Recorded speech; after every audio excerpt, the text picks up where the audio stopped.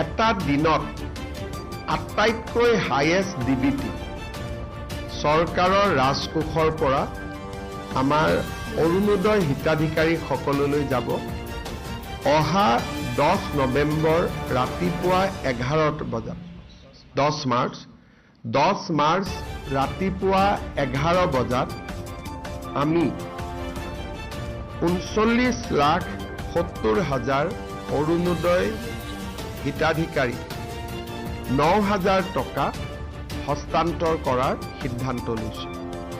ইয়াৰ ফলত একেদিনাই চৰকাৰৰ 3,600 কোটি টকা খৰচ হ'ব। অসমৰ ইতিহাসত এটা দিনত হস্তান্তৰিত হোৱা এইটোৱেই আটাইতকৈ ডাঙৰ ধন হ'ব। এই পুঁজি কেনেকৈ পাব তাৰ বিষয়ে আমি সিদ্ধান্ত লৈছোঁ।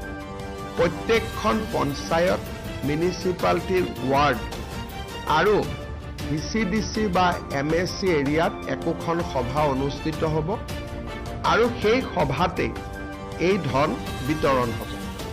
কেন্দ্ৰীয় কাৰ্যসূচী জ্যোতি বিষ্ণু কলা মন্দিৰত অনুষ্ঠিত হ'ব আৰু এটা দিনতেই 3,600 কোটি টকা আমাৰ মহিলা আই মাতৃসকলৰ একাউণ্টলৈকে হস্তান্তৰিত হ'ব।